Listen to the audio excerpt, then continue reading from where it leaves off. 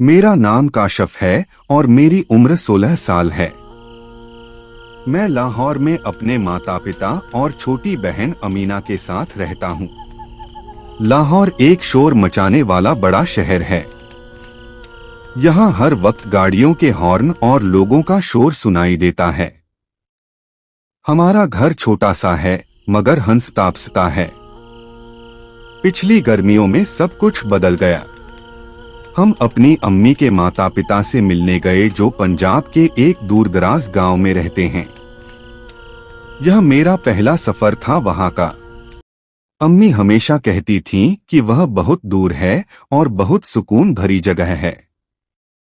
सुकून होने के मामले में वह बिल्कुल ठीक थीं। सफर लंबा था। हम सुबह सवेरे एक पुरानी बस में लाहौर से रवाना हुए। जैसे जैसे हम आगे बढ़ते गए सड़कें खराब होती गईं और इमारतें कम नजर आने लगीं। हरी भरी खेतियां एक विशाल कालीन की तरह फैली हुई थीं। घंटों बाद बस ने हमें एक कच्चे रास्ते के किनारे उतार दिया। बाकी का रास्ता हम पैदल चले, अपना सामान उठाए हुए। धूप बहुत तेज थी और मेरी पीठ पसीने से शराबोर हो रही थी। आखिरकार हमें वह जगह नजर आई। कुछ कच्चे मकान एक साथ बने हुए थे। कुछ चिमनियों से धुआं उठ रहा था। यह मेरे नाना जान का गांव था। यह जगह ऐसी महसूस होती थी जैसे किसी पुरानी तस्वीर से निकली हो। हवा घनी और साकिन थी, जिसमें मिट्टी और सूखी घास की खुशबू रची हुई थी। गिने चुने ही घर थे और चारों तरफ घने पेड़ और झाड़ियां थीं। घरों के पीछे खेत फैले हुए थे, लेकिन हमारे नाना जान के घर के बिल्कुल पीछे से जंगल शुरू होता था। वह जंगल तारिक और घना था। पेड़ एक दूसरे से इस तरह जुड़े हुए थे जैसे उनकी शाखें बड़े बड़े पंजे हों। दोपहर के वक्त भी जंगल सायेदार और गहरा नजर आता था। सारा इलाका इतना खामोश था कि पत्ता गिरने की आवाज भी सुनाई देती थी। न ट्रैफिक का शोर, न बच्चों के क्रिकेट खेलने की चीखें। बस कीड़ों की भिनभिनाहट और कभी कभार किसी परिंदे की दूर से आवाज। यह खामोशी मेरे जिस्म पर सिहरन दौड़ा देती थी। मेरे नाना नानी दुबले पतले और झुर्रियों वाले थे, लेकिन उनके चेहरों पर बड़ी पुरजोश मुस्कुराहट थी। उनका घर छोटा और अंदर से ठंडा था, जिसकी दीवारें मिट्टी की बनी थीं। अमीना शुरू में शर्माती रही और अम्मी के शलवार कमीज से चिपटी रहती। मुझे बेचैनी महसूस होती थी। खामोशी मुझ पर हावी होती जा रही थी।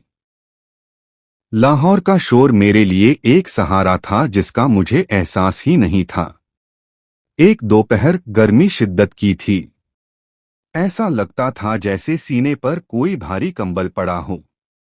दोपहर के खाने के बाद सब सो गए।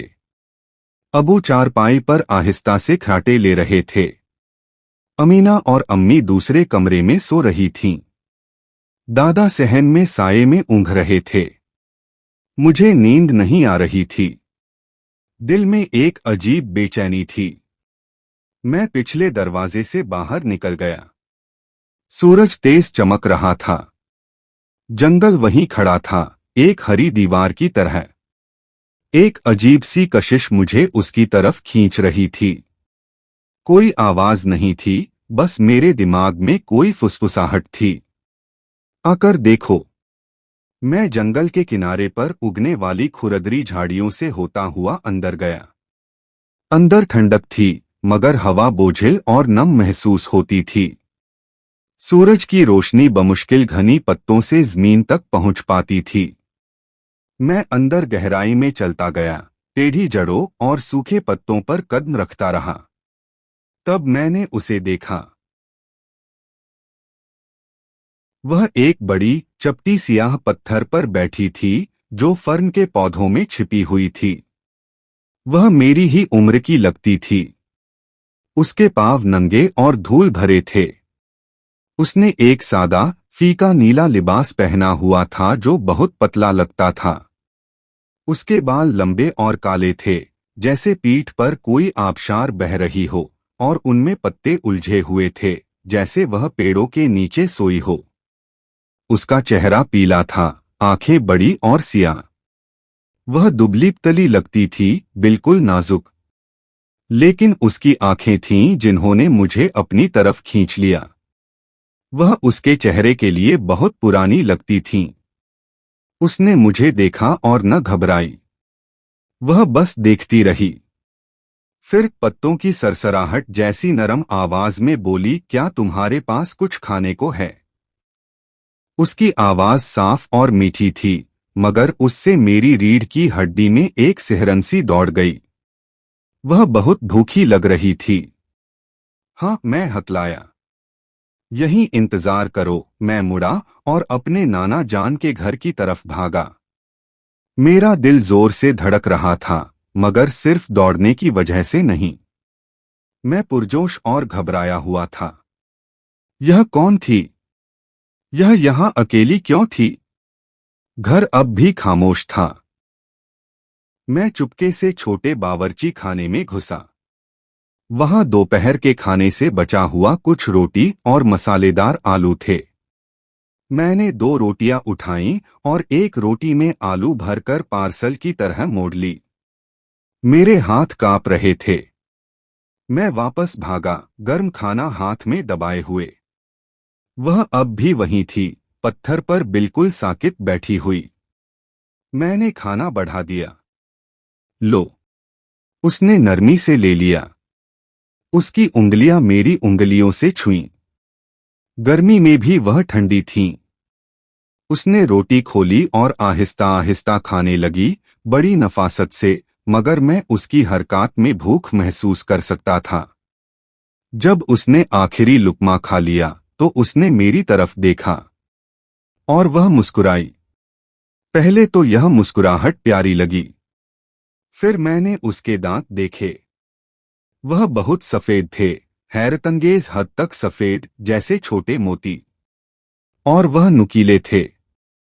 किसी जानवर की तरह नहीं, बल्कि नोकदार, खास तौर पर सामने वाले दांत।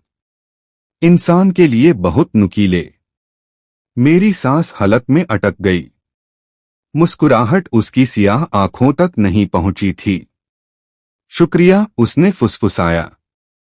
फिर उसने कुछ ऐसा कहा जिससे मेरा खून जम गया। चलो मेरे गांव। तुम जैसे लोग वहां नहीं जाते। उसने सर झुकाया। मुझे अच्छा लगा तुम आए।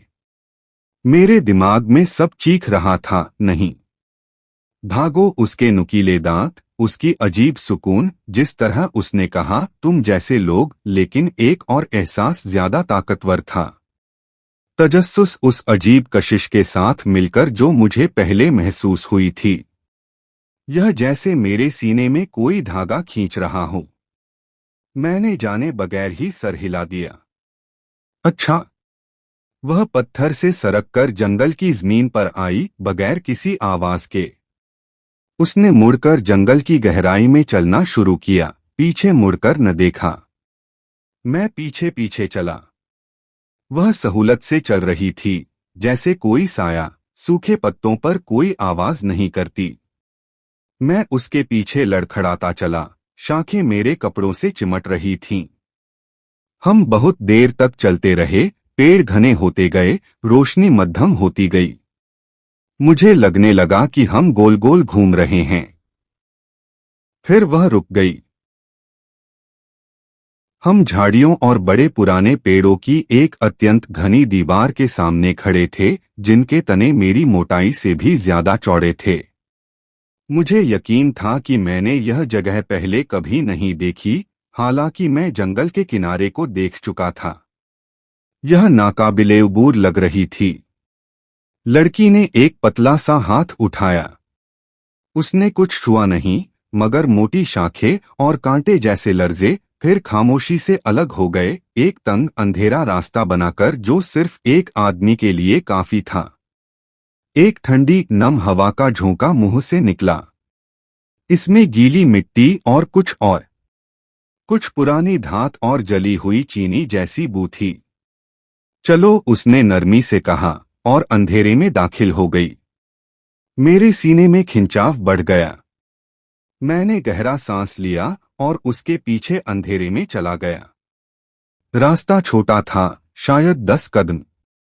ठंडी नम हवा मेरे जिस्म से चिमट गई। फिर मैं बाहर निकला और वहीं खड़ा रह गया।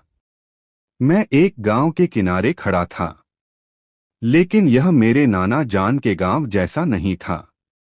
यह जगह घनी सलेटी धुंध में लिपटी हुई थी जो जमीन पर चिपकी हुई थी, हर चीज को धुंधला बना रही थी। रोशनी अजीब थी, मध्यम और चांदी जैसी, जैसे शाम का वक्त हो। हालांकि मैं जानता था कि बाहर अभी दोपहर थी। बिल्कुल खामोशी थी, न परिंदे, न कीड़े, न हवा। खामोशी मेरे कानों पर छाई हुई थी।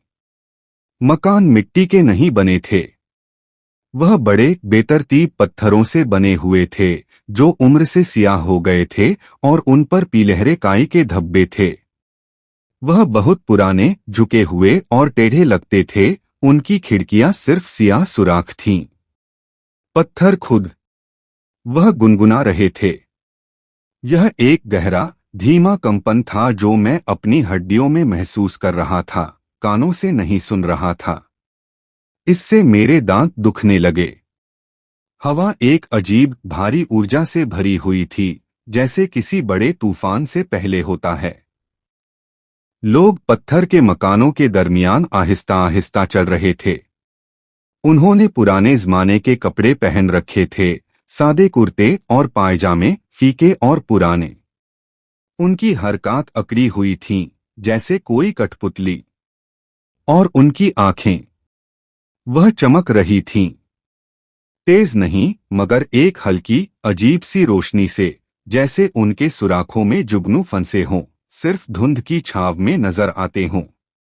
वह नहीं बोलते थे, एक लफ्ज भी नहीं। उनके चेहरे फीके और बेतासुर थे, और वह पलक नहीं झपकते थे, एक बार भी नहीं।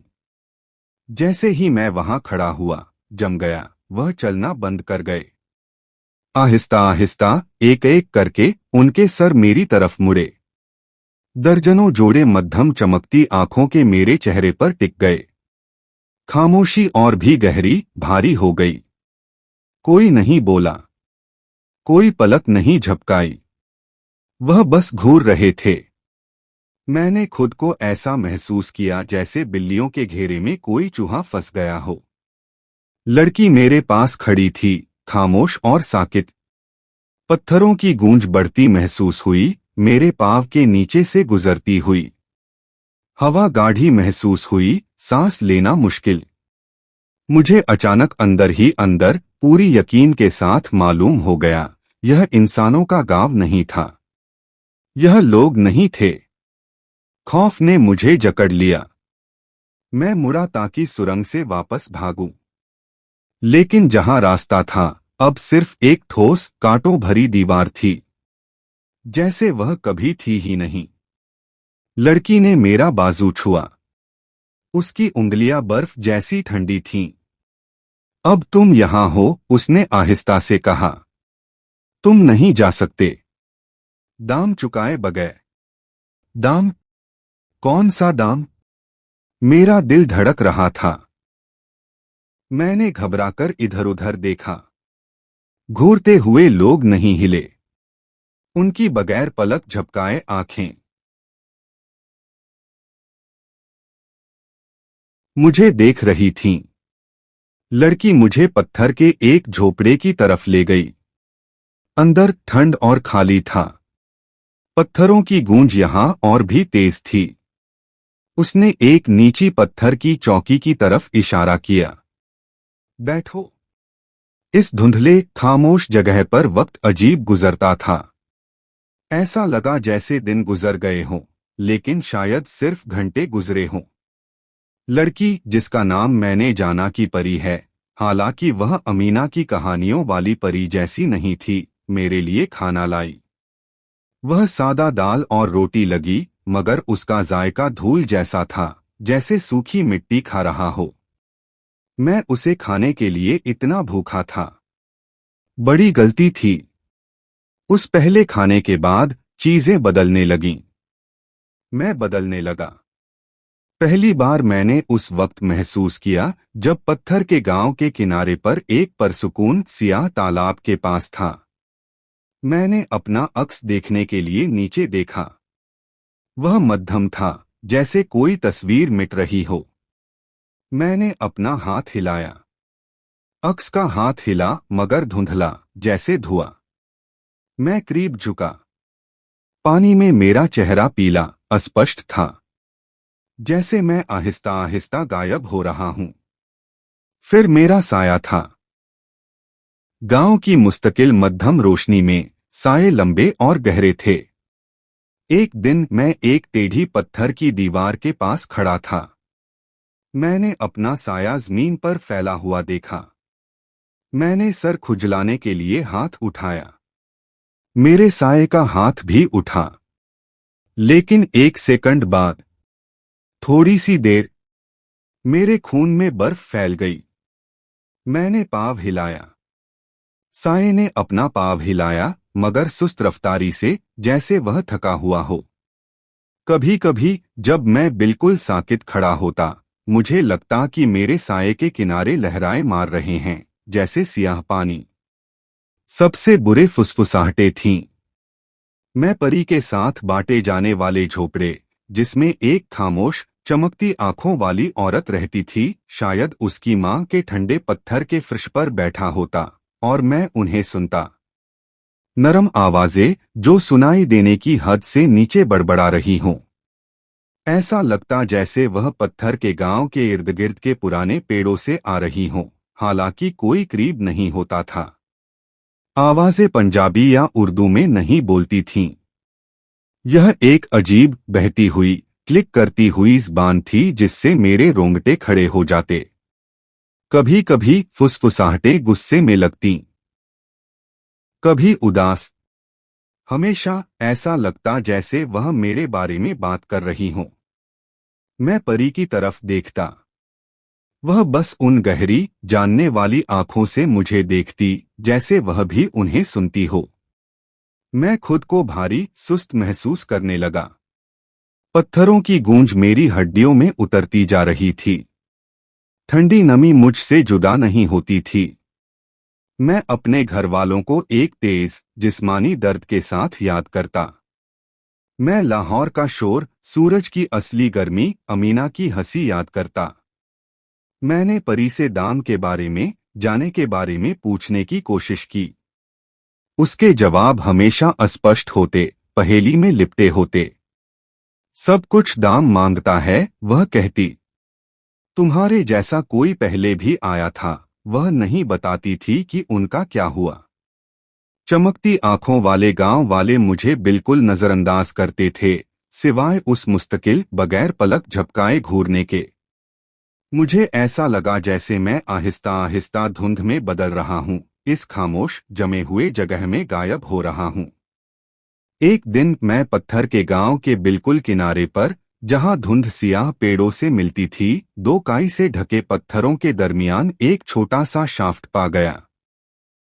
मैं उसमें से निकला, आम दुनिया, धूप की एक झलक के लिए बेकरार। मैं खुरदरी झाड़ियों से होता हुआ गुजरा और लड़खड़ाकर बाहर निकला।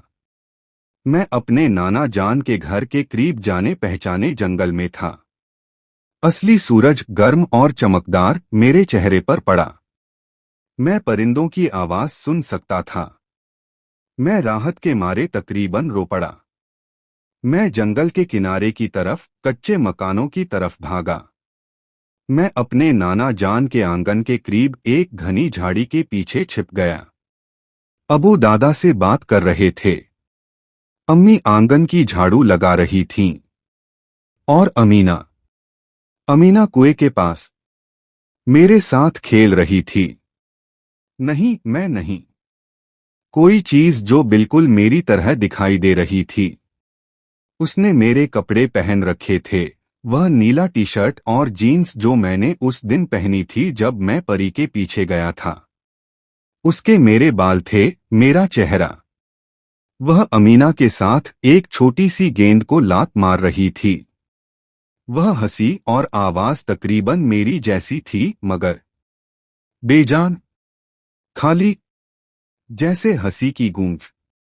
वह मेरी तरह हरकत करती थी, मगर थोड़ी सी अकड़न के साथ, जैसे सीख रही हो। मेरे खून में बर्फ फैल गई। मुझे मतली महसूस हुई। वह चीज मेरी शक्ल अख्तियार कर रही थी। वह मेरी जिंदगी जी रही थी, मेरे घर वालों से बात कर रही थी। और उन्हें पता नहीं था।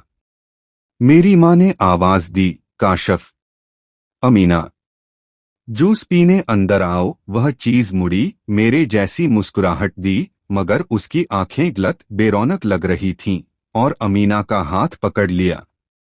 अच्छा अम्मी, उसने मेरी आवाज में जवाब दिया। हॉल ने मुझे ढांप लिया, ठंडा और घुटन वाला। यही दाम था। यही वजह थी कि मैं नहीं जा सकता था। किसी चीज ने मेरी जगह ले ली थी। मेरे घर वाले समझते थे कि मैं महफूज हूं, सो रहा हूं, खेल रहा हूं, खा रहा हूं, जबकि मैं इस धुंधले ख्वाब में फंसा हुआ था, गायब होता जा रहा था। सबसे बुरा हिस्सा अब मेरे अपने लिए खौफ नहीं था। वह चीज को अपनी बहन के साथ देखना था, यह जानना कि मेरे वालिद रात को उसे गले लगाते, समझते कि यह उनका बेटा है। मेरा गला रोने से अटक गया। मैं लड़खड़ाता हुआ जंगल में वापस चला गया। वह नकली काशफ की तस्वीर मेरे दिमाग में घर कर गई। मायूसी मुझ पर गांव की धुंध की तरह छा गई। मैं फंसा हुआ था। जितना मैं धूल जैसा खाना खाता, उतना ही मध्यम महसूस करता। पानी के एक गड्ढे में मेरा अक्स बमुश्किल एक धब्बा था। मेरा साया कभी कभार मिनटों तक बिल्कुल नहीं हिलता था, फिर अचानक झटका लगाता था। पेड़ों से फुसफुसाहटें और ज्यादा बुलंद, ज्यादा जिद वाली हो गईं। वह भूखी लगती थीं। परी मुझे देखती, उसका तासुर पढ़ा न जा सकता था। मैंने जाने के बारे में पूछना बंद कर दिया। क्या फायदा था? एक शाम, या जो शाम की जगह होती थी, इस मुस्तकिल मध्यम रोशनी में, मैं ठंडी पत्थर की चौकी पर बैठा था, अपने घुटनों को समेटे हुए।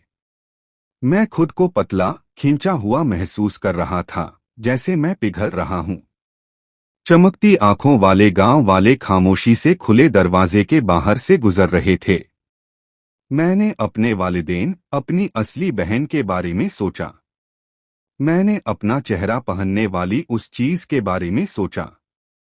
मेरे आंसू, जिनका मुझे पता नहीं था कि बचे हैं, खामोशी से गिरे। मैंने उन्हें न पोंछा। परी दरवाजे के करीब बैठी थी, सूखी घास की पतली डंडियां एक पेचीदा डिजाइन में बुन रही थी। उसने ऊपर देखा। उसकी सियाह आंखों ने मेरे चेहरे, आंसुओं का जायजा लिया। वह लंबे वक्त तक नहीं बोली। सिर्फ पत्थरों की गूंज और पेड़ों से आने वाली दूर की खौफनाक फुसफुसाहटें थीं। आखिरकार उसने अपनी बुनाई रख दी। वह मेरे सामने आकर घुटनों के बल बैठ गई। उसका चेहरा संजीदा था। तुम रो रहे हो, उसने नरमी से कहा। तुम्हें उनकी याद आ रही है। मैं बस सर हिला सका, बोलने के काबिल नहीं था। मेरा गला सूजन से बंद था। उसने एक ठंडा हाथ बढ़ाया, मगर इस बार उसने मुझे नहीं छुआ। उसने बस उसे मेरे रुखसार के करीब रखा, जैसे वह मेरे आंसुओं की गर्मी महसूस कर रही हो। मेरा गांव, यह गांव, यहां सब ठंडे हैं, सब भूल गए हैं। उसने खामोशी से हरकत करने वाले लोगों की तरफ देखा। हम जिन हैं, पुराने, भूले बिसरे। एक लानत ने हमें इस जगह कैद कर दिया। तुम्हारे जैसे लोग। तुम जिंदा हो। तुम्हारी यादें गर्म हैं। उसने मुझे देखा, और पहली बार मैंने उसकी पुरानी आंखों में कुछ उदासी जैसी देखी। जो तुम्हारे घर गया है, वह सिर्फ एक परछाई है, एक खोखला चेहरा। उसमें तुम्हारे जज्बात नहीं हैं। वह खड़ी हो गई। तुमने मुझे खाना दिया। तुम्हारे अंदर यहाँ आने की हिम्मत थी। उसने गहरा सांस लिया, जैसे कोई मुश्किल फैसला कर रही हो। अब तुम जा सकते हो। मेरा दिल उछल पड़ा, मगर खौफ ने फौरन पीछा किया। दाम, मैंने खिसराहट से पूछा। वह परछाई? मेरे घर वाले? दाम, उसने कहा। तुमने जो कुछ देखा, जो कुछ महसूस किया, वह तुम्हारी यादों में हमेशा रहेगा। कभी कभी तुम्हें ठंडी हवा का झोंका या साये की हरकत नजर आ सकती है। यह लानत का वह हिस्सा है जो तुम अपने साथ ले जाओगे। लेकिन वह परछाई। उसने अपने हाथ से एक तेज हरकत की, जैसे कोई मोमबत्ती बुझा रही हो। जब तुम वापस जाओगे, वह गायब हो जाएगी, जैसे कभी था ही नहीं। तुम्हारे लोग, वह सिर्फ इतना सोचेंगे कि तुम नींद में थे। उम्मीद, नाजुक मगर हकीकी, मेरे अंदर चमक उठी। कैसे? मैं कैसे वापस जाऊं? उसने गांव के किनारे की तरफ, कांटों भरी दीवार की तरफ इशारा किया जहां सुरंग थी। सीधा चलो। अपने घर का सोचो, अपने माँ बाप के चेहरे, अपनी बहन की हंसी। पीछे मुड़कर मत देखना। और उसने अपनी आवाज फुसफुसाहट तक गिराकर कहा, कभी वापस मत आना। मैं खड़ा हो गया। मेरे पैर कांप रहे थे। मैंने उसे देखा, यह अजीब नुकीले दांतों वाली लड़की जो इंसान नहीं थी, जिसने मुझे फंसाया था और अब आजाद कर रही थी। शुक्रिया परी, मैंने कहा। उसके होठों पर एक मध्यम, उदास मुस्कुराहट आई, उसके नुकीले दांतों की नोकें दिखाई दीं। अलविदा काशफ, उसने फुसफुसाया। मैं मुड़ा और कांटों भरी दीवार की तरफ चल पड़ा। मैं नहीं भागा। मैं मुस्तकिल मिजाजी से चला, सख्त तवज्जो से। मैंने अपनी माँ की गर्म मुस्कुराहट के बारे में सोचा। अबू का हाथ मेरे बालों में फेरते हुए। अमीना की खिलखिलाहट जब मैं उसे गुदगुदी करता। लाहौर में हमारे घर के बाहर शोर मचाती गली। मेरी माँ के पकवान की खुशबू। घर घर घर। जैसे ही मैं दीवार के करीब पहुंचा, मोटे कांटे और शाखें फिर लरस उठे, बिल्कुल पहले की तरह। वह खामोशी से अलग हो गए, सियाह सुरंग बनाते हुए। ठंडी नम हवा का झोंका निकला। मैं बगैर किसी हिचकिचाहट के अंधेरे में दाखिल हो गया। मैं चलता रहा, सिर्फ अपने दिमाग में मौजूद तस्वीरों पर तवज्जो मरकूज करते हुए। मेरा घर, मेरा शहर, सूरज।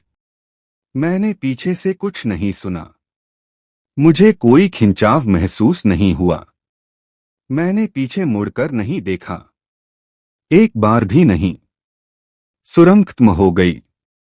तेज गर्म धूप ने मुझे अंधा कर दिया। मैं बाहर निकला, आंखें झपकाता हुआ। मैं अपने नाना जान के घर के करीब जाने पहचाने जंगल में था। हवा में सूखी घास और गर्मी की खुशबू थी, धुंध और पुराने पत्थर की नहीं। परिंदे जोर से चहचहा रहे थे।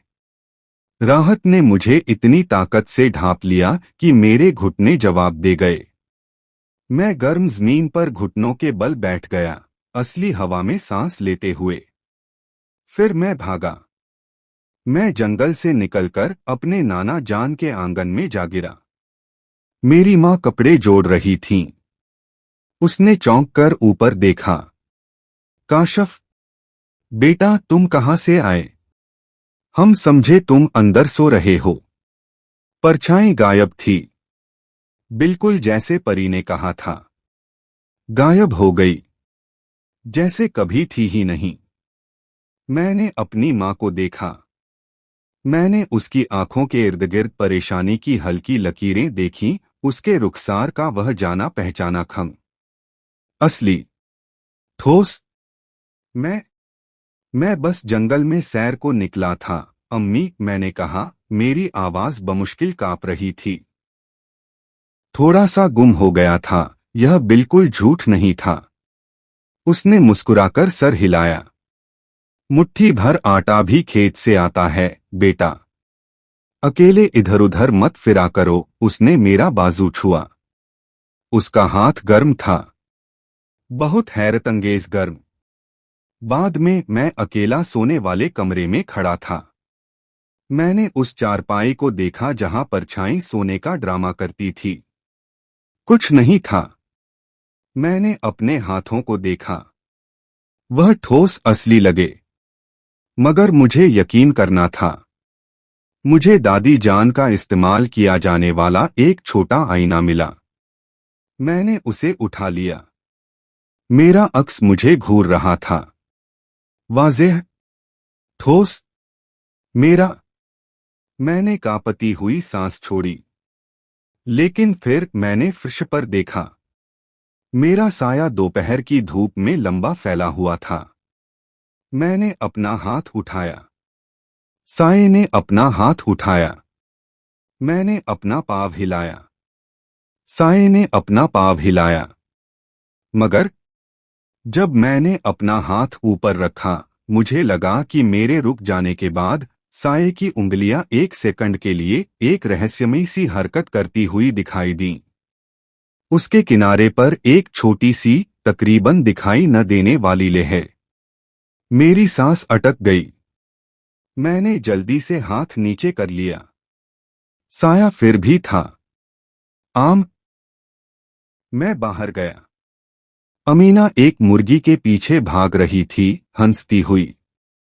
आवाज रोशन और असली थी। मैं मुस्कुराया, इस बार एक असली मुस्कुराहट। लेकिन जब मैं गर्म आंगन में खड़ा था, अचानक एक बर्फ जैसा झोंका मेरे गर्दन के पीछे से गुजरा, जिससे मैं गर्मी में भी जोर से कांप गया। वह फौरन गायब हो गया। परी ठीक थी। यादों ही का दाम था। ठंडा मुकाम, साये में झिलमिलाहट। वह उस खामोश धुंधले गांव, पत्थरों की गूंज, बगैर पलक झपकाए घूरती आंखों की बाज़गश्त थीं। वह उस लानत का हिस्सा थी जो मैं अपने साथ ले आया था। मेरी आज़ादी का दाम। इस बात का दाम कि दुनिया के परसुकून कोनों में छिपी हुई जगहें हैं, जहां पुरानी चीजें जमे हुए वक्त में इंतजार कर रही हैं। मैंने कभी किसी को नहीं बताया कि क्या हुआ। न अपने माता पिता को, न अमीना को।